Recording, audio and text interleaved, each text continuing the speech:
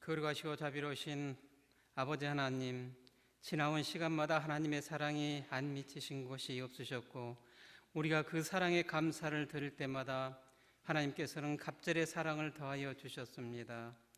세상의 죄로 얼룩져진 우리의 몸과 마음과 영혼을 예수 그리스도의 보혈로 정결케 해주신 그 사랑에 감사를 드립니다. 오늘은 추수감사절입니다. 이 예배가 온전하게 거룩하게 드려지는 산제사가 되어 기쁨과 은혜가 넘치고 성령의 충만한 역사가 함께 하시는 귀하고 복된 예배의 시간이 되기를 원합니다. 우리에게도 추수 때와 같은 결산을 해야 할 시간들이 점점 다가오는 것을 몸으로 느낄 수가 있습니다.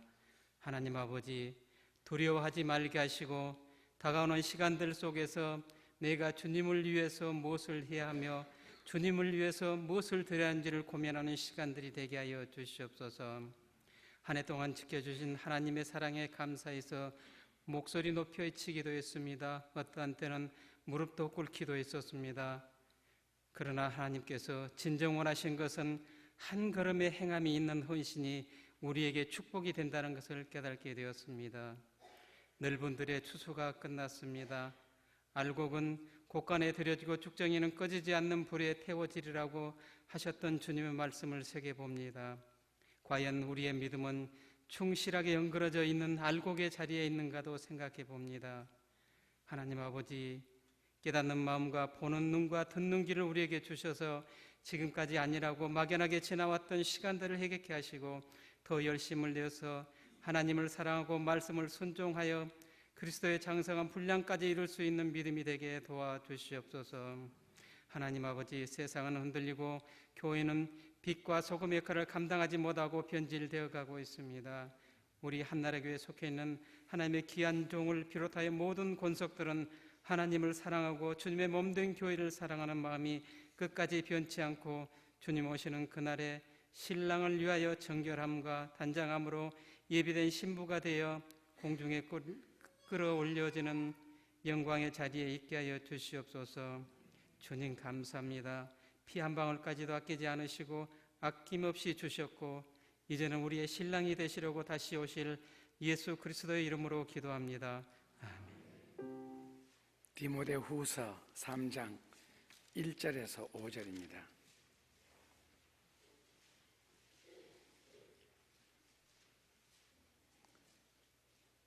너가 이것을 알라. 이 알라라는 말씀은 기노스코라 그래서 일회적으로 알고 지나가는 것이 아니라 지속적으로 마음속에 새겨놓으라는 그런 뜻의 알라입니다. 무엇을 알아야 되느냐? 말세에 고통하는 때가 이르리니 사람들은 자기를 사랑하며 돈을 사랑하며 자긍하며 교만하며 회방하며 부모를 거역하며 감사하지 아니하며 거룩하지 아니하며 무정하며 원통함을 풀지 아니하며 참소하며 절제하지 못하오며 사나우며 선한 것을 좋아 아니하며 배반하여 팔며 조급하며 자고하며 쾌락을 사랑하기를 하나님 사랑하는 것보다 더하며 경건의 모양은 있으나 경건의 능력은 부인하는 자니 이 같은 자들에게서 너가 돌아서라.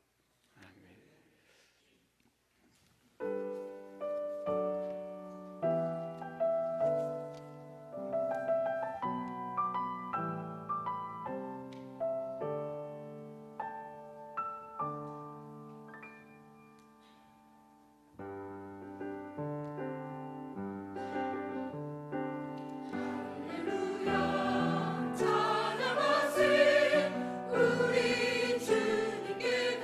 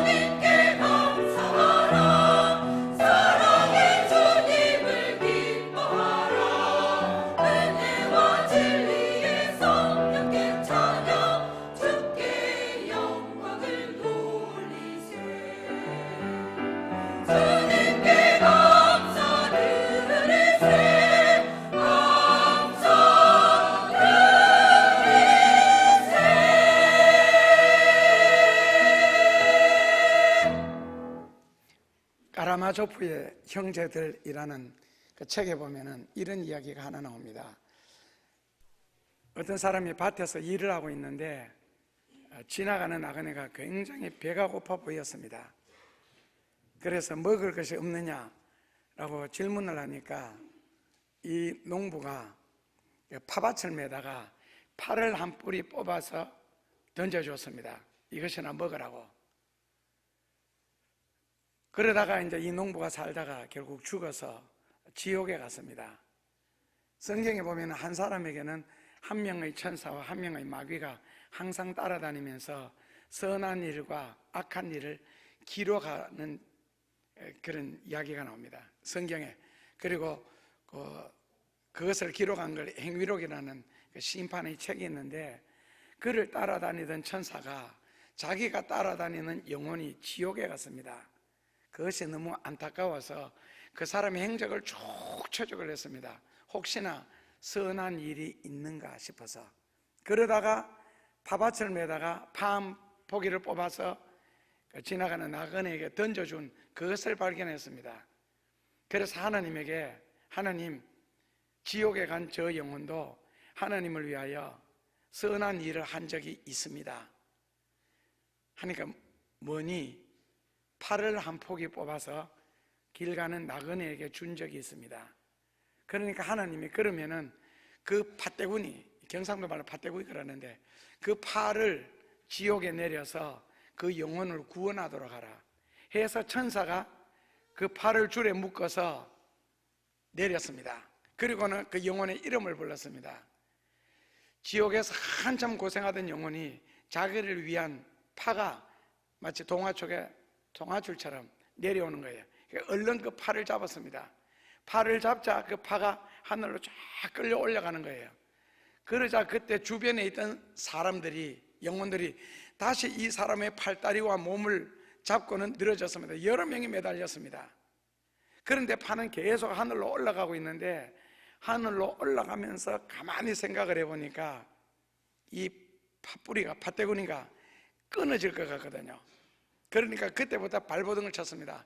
발을 막 차면서 사람들을 떨어뜨리려고, 그리고 한쪽 발을 놓아서 그 발로 다시 사람을 떨어뜨리려고 애를 쓰다가 그때 파가 뚝 끊겨서 다시 지옥에 떨어지는 그런 이야기가 나옵니다.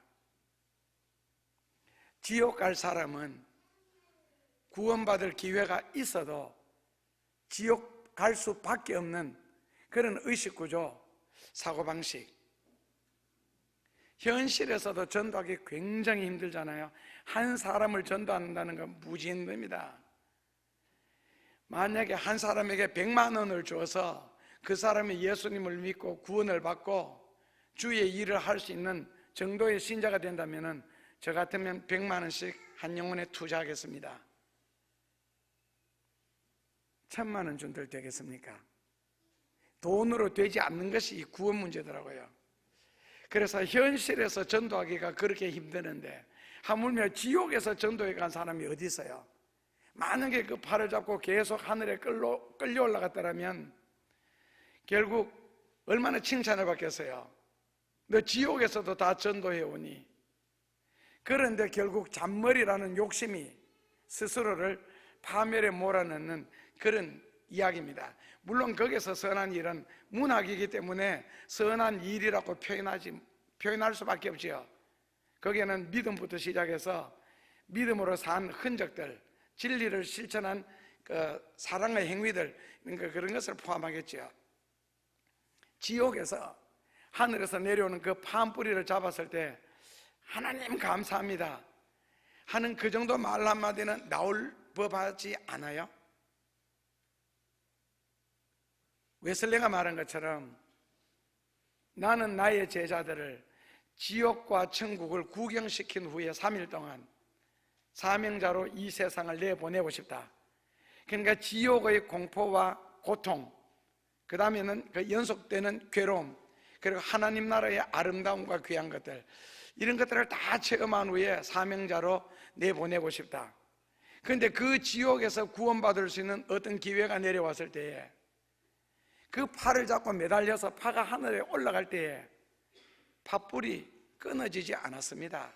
사람들이 수없이 내 곁에 매달려 있어도 파는 여전히 하늘나라로 올라갔습니다. 끊어질 것 같으면 벌써 끊어졌습니다.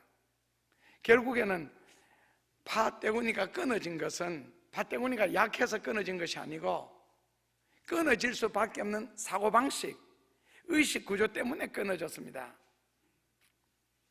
오늘 본문 성경이 추수감사절에는 무척 어울리지 않는 성경입니다. 감사라는 한 단어로서 절기가 있는 것도 역시 감사이기 때문에 감사절이 있는 것 같습니다. 그렇다면 그 감사의 깊이, 감사의 넓이, 감사 속에서 들어있는 우리가 이해할 수 없는 하나님의 신비, 하나님의 기적, 하나님의 능력, 하나님의 축복이라는 것이 감사라는 단어 속에 다 숨겨져 있습니다. 실제로 우리가 하나님을 향하여 감사하는 신앙생활을 하지 않을 때는 말라기 성경 2장 3절에 보면은 부모가 자식을 위하여 감사하지 아니할 때는 자식의 얼굴에 똥칠 하리라 시작을 해서, 그리고 너가 가진 모든 것들 내가 제거해 버리겠다. 돈도 물질도 행복도. 그리고는 이것이 이제 시편 50편 22절 성경으로 넘어오면은 하나님을 향하여 감사하는 생활을 회복하지 않는다면 건강도 찢고 행복도 찢고 물질도 찢고 자식도 찢어버린다는 무서운 말씀이 계속되고 있습니다. 그러니까 성경에는 범사에 감사하라, 감사하는 자에게 임하실 하나님의 무한한 그 은혜라든지 그 사랑이라든지 그 기적이나 축복을 생각한다면 왜 범사에 감사라 했겠느냐 하는 이유도 알 것 같습니다. 오늘 본문은 너가 이것을 알라, 말세에 고통하는 때가 이르리니, 말세에 고통하는 때에 일어날 현상들을 기록하고 있는데 왜 추수감사절날 이 성경 구절을 선택했느냐 하면은 말세가 될수록 한마디로 말하면은 사람들이 굉장히 악하여지고 못돼진대요. 급하여지고. 그 성경 내용이 그렇게 되는 이유가 무엇이냐? 요한계시록 12장 7절에 보면은 말세가 되면은 예수님께서 언젠가는 공중재림을 하시는데 그 공중재림을 하시기 전에 공중 권세를 잡고 있는 마귀들을 공중에서 내어 쫓아야 됩니다. 그러기 위해서 일반 신학적으로 말하는 군대 천사장 미가엘을 공중에다가 천사들과 함께 파송을 해서 그 마귀들과 전쟁을 하게 합니다. 그리고는 공중에 있던 그 마귀들을 다 몰아내는데 그 마귀들은 계시록 12장 9절 이하에 보면은 땅으로 내려가고 너희들에게 내려간다. 그래서 결국은 공중 권세를 잡고 있던 마귀가 이 세상에 내려와서 갈 곳이 없잖아요. 그래서 성경에는 너희들에게 내려간다. 우리나라 속담에는 말세가 되면은 풀잎에까지 마귀가 다 앉는다. 그만큼 마귀가 득세가 강해지는 이 세상에서요. 그래서 정치적인 면이나 또 그 하나의 세계라는 그 단일 정부 그런 각도에서도 다양하게 악마의 역사를 볼 수 있지만은 그냥 가장 가까이에는 사람들이 옛날 같지 않다는 겁니다. 굉장히 악해지고 급해지고 못돼지고, 그리고 한마디로 민원으로 가득해지는 세상이 된다. 민원이라는 말은 우리나라는 민원공화국이라 그러잖아요. 민원, 백성 민자, 원망할 원자. 그래서 사람들의 원망으로 가득해지는 민원 세상이 된다는 거거든요. 언제요? 말세에 고통하는 때가 이르리니. 말세에 그러는 말은 in the last days.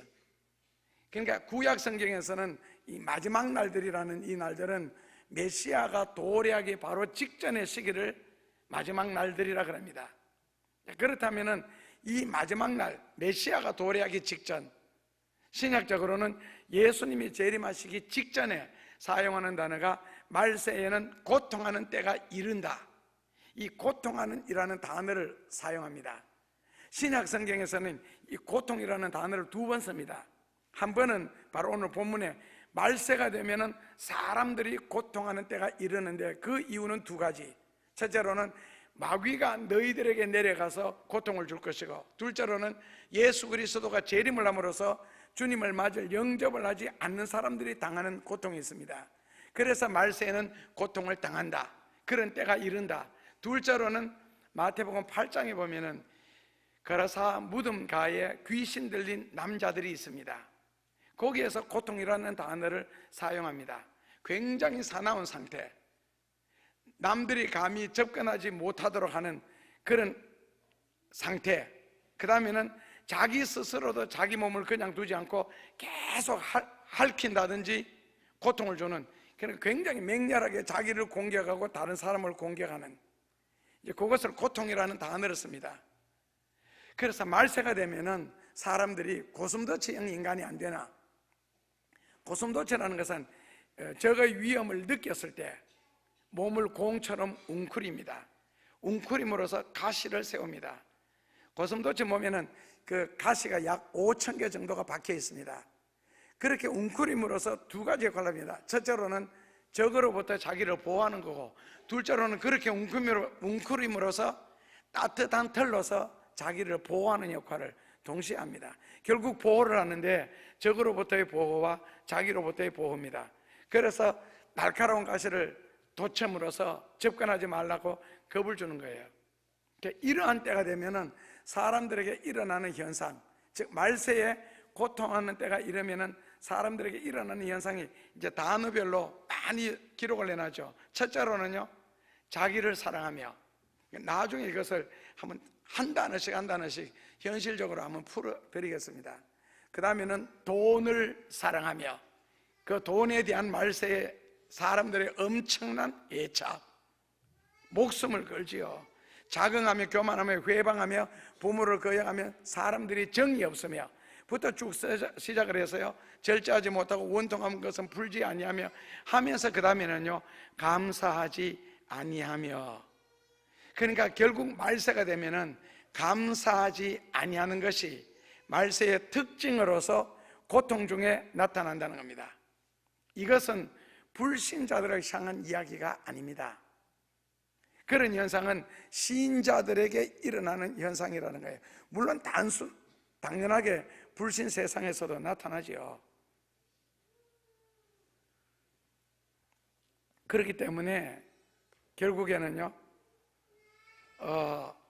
이런 자들에게서 너는 돌아서라. 구약 성경에 보면은 그 하나님의 말씀을 거역하다가 세 부자가 동시에 죽임을 당하죠. 사울 왕입니다. 그런데 그 사울 왕이 되기 전에 청년 시절에 당나귀를 잃어버렸을 때 그 찾으러 갑니다. 그러다가 당나귀를 잃었는데 우리가 찾을 것이 아니라 선지자에게 가서 기도받자. 그러면 선지자가 우리 당나귀가 어디로 갔는지 가르쳐 줄 것 아니냐. 그러자 주변에 선지자를 찾는데 마침 사무엘 선지자가 있었습니다. 그런데 사울이 자기 몸을 뒤져보니까 돈이 없었습니다. 그래서 돈이 없어서 나는 선지자를 뵙지 못하겠다. 내가 어떻게 빈손 들고 선지자에게 가서 기도를 받겠느냐 하니까 마침 종놈이 저한테 은전이 있습니다. 그래서 사울이 그것을 들고 잃어버린 당나귀를 위하여 기도받으러 갔다가 결국에는 왕으로 기름 부음을 받는 아주 생각지도 못한 놀라운 역사가 그 자리에서 일어나죠. 자, 기도를 통해서 만약에 모든 것이 해결된다면 굉장히 놀라운 일이고 귀한 일이고 축복된 일입니다. 자, 예를 들어서 어떤 어려운 병에, 힘드는 병에 걸렸다. 그 병에 걸렸을 때는 약으로 고칠 병이 있고 수술해야 될 병이 있는데, 약으로 고치든 수술해서 고치든 어쨌든지 간에 만약에 기도해서 약도 먹지 않고 수술도 하지 않고 병이 나았다면 어떻게 되겠어요? 이것처럼 좋은 일이 없잖아요. 이것처럼 간단한 일이 없고, 수술한다고 입원하고 번거로운 일, 그리고 찢고 나면 또 얼마나 아파요. 낫는 과정에서 고통당하고, 그리고 우유증, 그리고 계속적인 치료. 그런데 기도 한마디에서 병 나았다. 신기하잖아요. 놀랍지 않고. 그렇다면 병원에 가서 수술한다 이런 거 한다 할 때 사람이 고통당하는 것은 둘째고 돈은 얼마나 들어요? 자, 어린아이들을 하나님 앞에 우리가 봉헌을 하는데, 태어나서 처음 교회 왔을 때 평생 하나님 앞에 봉헌하면서 하나님 앞에 축복 기도를 받습니다. 그런데 빈손 들고 아무런 봉헌 예물도 없이 기도 받는다. 그리고 성직자에게 찾아와서 기도해 달라는 말이 마치 믿음이 좋고 믿음으로 사는 것처럼 착각입니다. 그것은 온전한 봉헌이 아닙니다. 봉헌에는 반드시 봉헌 예물이 따라야 됩니다. 기도만 받는다고 다 된다면, 예를 들어서 기도해서 병 나았다라고 가정을 했을 때에 병 나았으니까 끝입니까?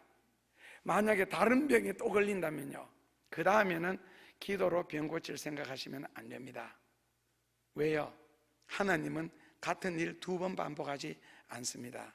한 번 물질적인 축복을 내주셔서 그 물질을 잘못 사용해서 망하게 되었을 때 그 사람이 이 땅 위에 사는 동안에는 2번 다시 하나님의 축복으로 말미암는 물질은 없습니다.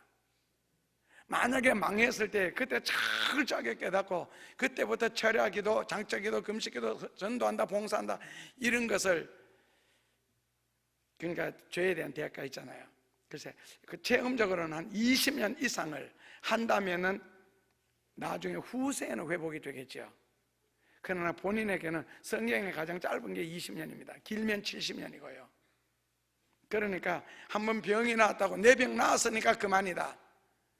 그렇다면은 다음에 다른 일이 있어서 하나님으로부터 도움을 받아야 하고 축복을 받아야 할 일이 있을 때에 과연 기도가 이루어지겠느냐는 거예요. 그러니까 그런 것 자체가 비성경적이라는 겁니다. 사울은 왕이 되자마자 하나님의 말씀을 거역을 했습니다. 그리고 결국에는 저주받아 죽습니다. 그럼에도 불구하고 그 이전에는 선지자 앞에 빈손 들고 기도받으러 가지 않겠다. 그러니까 말세가 될수록, 고통당하는 시대가 될수록 하나님을 믿는 신자들에게도 감사라는 것 자체가 없어진다는 겁니다. 감사치 아니하며, 원어 성경 보면은요, 베풀지 아니하며 혹은 은혜를 모르며, 다른 말로는 용서를 하지 아니하며란 뜻입니다. 그걸 우리나라 성경에는 감사치 아니하며, 다시 말하면은 감사하여야 할 대상에 대하여 감사하지 아니하고 감사할 일에 대하여 감사하지 않는 것을 의미합니다. 그런 모든 행위가 이제 부도덕한 전형적인 형태라는 거죠. 결론은요, 본문 5절에 보면은 이 같은 자들에게서 돌아서라, 돌아서라. 사도 바울은 굉장히 강하게 요구를 합니다. 정이 없는 사람들로부터, 거역하는 사람들로부터, 거룩하지 않는 사람들로부터, 교만한 사람들, 돈을 사랑하는 사람들, 자기를 사랑하는 사람들, 감사하지 않는 이런 사람들에게서 돌아서라. 그러니까 친구도 사귀지 말고 같이 있지도 말라는 요구입니다. 신앙적으로 살렸거든 돌아서고, 휴가 되기를 바라거든 돌아서고, 어디 가든지 사람들로부터도 사랑받고 칭찬받고 존경받으려거든 한 그런 형태로 살지 마라. 거기서 돌아서야 너가 살 수 있다는 겁니다. 돌아서라. 어느 그대로 해석을 하면요, 멀리 떨어져라. 멀리 떨어져라. 배신자들, 쾌락을 사랑하는 자들, 감사하지 않는 이런 자들에게서 멀리 떨어져라. 멀리 떨어질수록 말세에 고통하는 때에 화근이 다가오게 되면 그 화근이 너에게 덮치지 않을 것이다.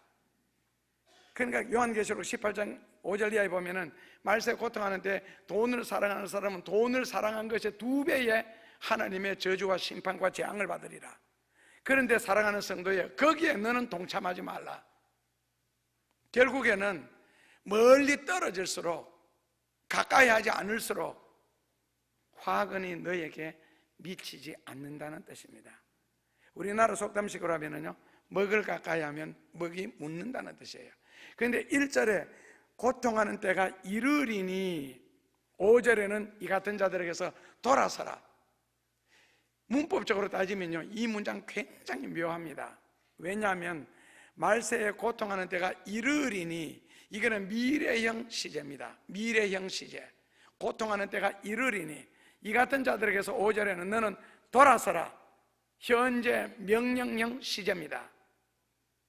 미래 시제를 현재 명령으로 말씀을 하고 있다는 겁니다. 다시 말하면은 결국 말세에 심판이, 고통하는 때가 반드시 도래할 텐데 그 고통당하고 심판을 받아서 버림을 받지 않기 위해서는 지금부터 돌아서라는 거예요.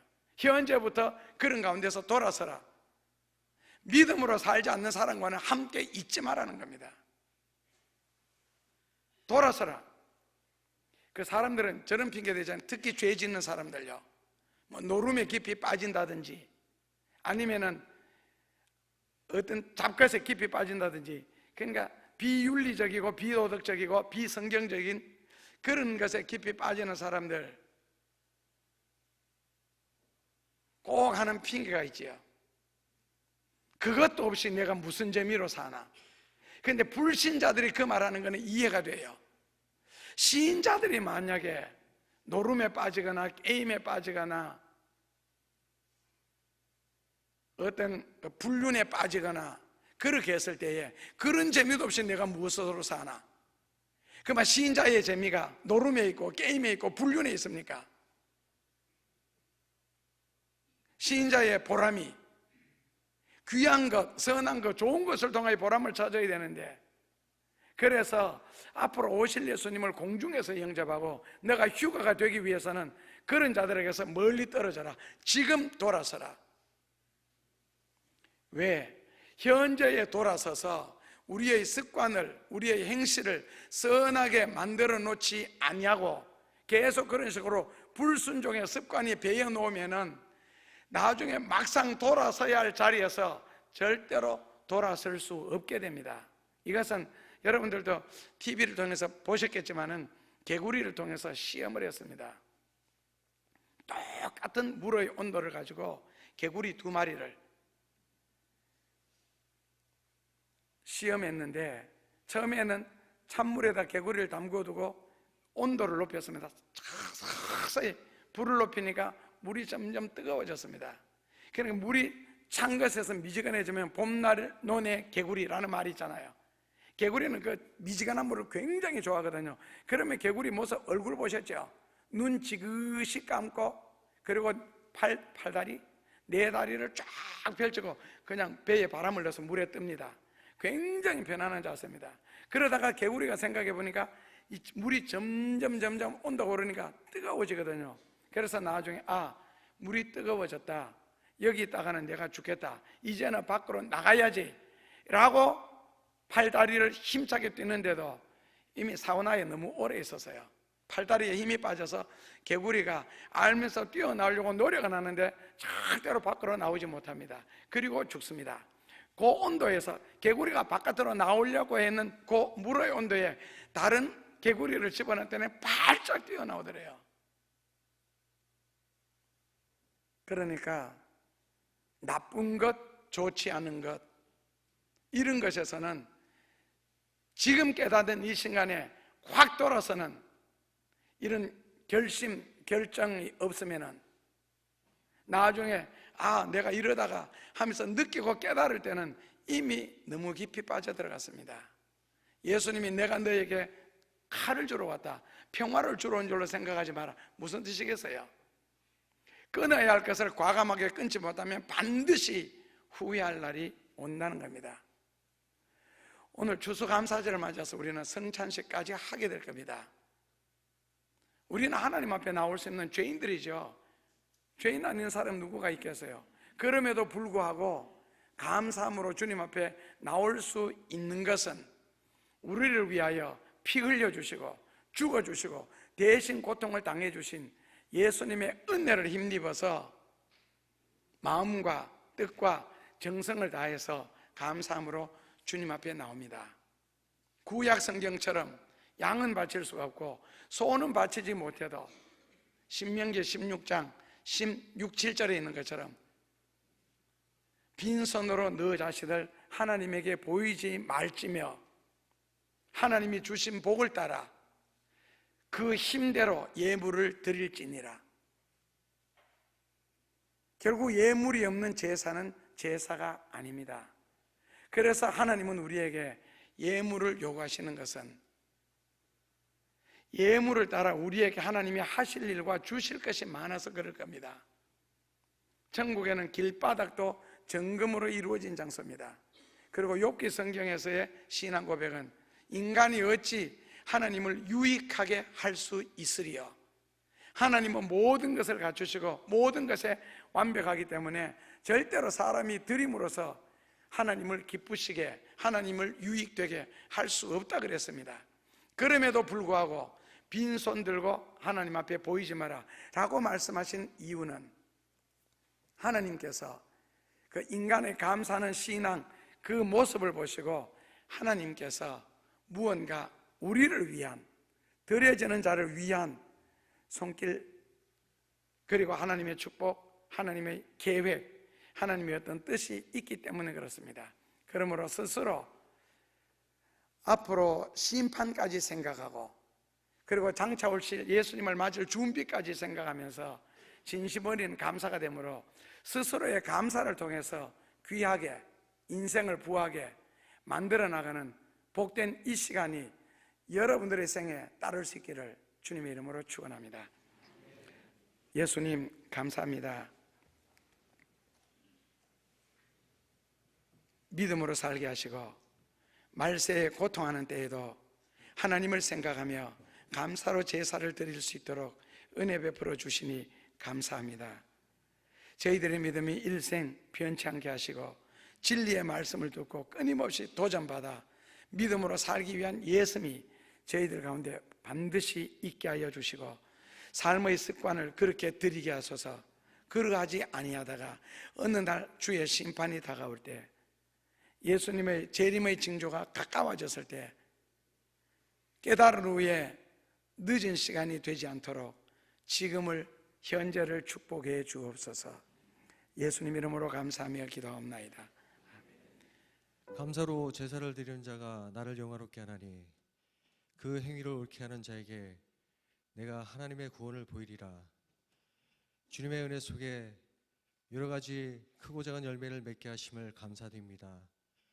주님 주신 달란트와 이 열매를 통해서 주님 이 땅에 남겨놓고 가신 주님의 몸된 교회를 더욱 섬길 수 있도록 하여 주시고 주님의 일에 더욱 힘쓰는 자 될 수 있도록 인도하여 주옵소서. 이 모든 것에 감사함으로 주님께 예물을 드립니다.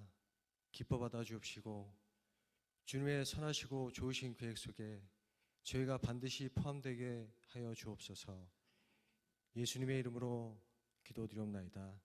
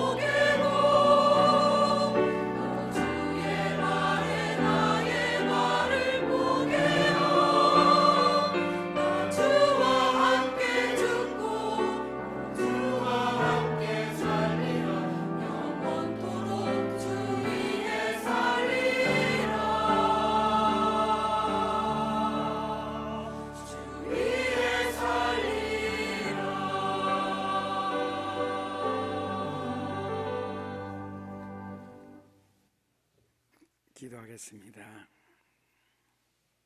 주님께서 내게 주신 은혜를 내가 무엇으로 보답할꼬?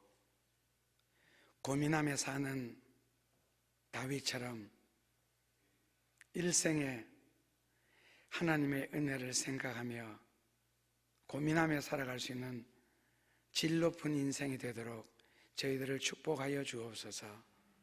이 시간도 감사로 천국을 침노하게 하시고 물질의 신앙 고백으로 주의 말씀을 이 땅 위에 이루어 나가는 일에 저희들의 선한 도구가 되게 하시고 드려지는 선교 헌금들이 수많은 영혼들을 얻는 일에 쓰여질 수 있도록 저희들의 삶을 축복하여 주옵소서. 그리고 더 이 땅 위에 천국과 주의 나라를 확장하는 일에 쓰여지게 하소서. 감사를 드립니다. 이 시간 우리의 몸과 마음과 때로는 뜻과 생활까지 드리오니 다 받으셔서 주의 것으로 끊임없이 변화시켜 주시고 중생시켜 주시고 하나님의 것으로 채워지는 인생이 되게 역사하여 주소서. 그 모든 것으로 주의 영광을 위하여 살게 하여 주시되 인간의 욕심 채워지지 말게 하소서. 진리를 위하여 우리에게 한없는 복을 베풀어 주실 예수님 이름으로 감사하며 기도하옵나이다. 아멘. 예수님, 이 시간 성찬에 참여함으로 죄인된 우리 몸이 거룩하신 예수님과 하나가 되는 예식을 갖추었습니다. 도저히 거룩할 수 없고 예수님께 가까이 갈 수 없는 죄인이지만, 그러나 그 죄 때문에 하나님의 구원의 대상이 되었고 하나님의 사랑의 대상이 되어 지명하여 불러주시고 주의 것으로 삼아주심 감사합니다. 떡과 포도주가 우리의 몸속에 녹여져 들어 살과 피가 되게 하심으로 상징적으로 예수님과 하나가 되심을 꼭 인식하며 예수님을 모신 자로서 몸을 성전 삼아 인생을 살아갈 수 있도록 축복하여 주옵소서. 이제는 우리를 구원하시려고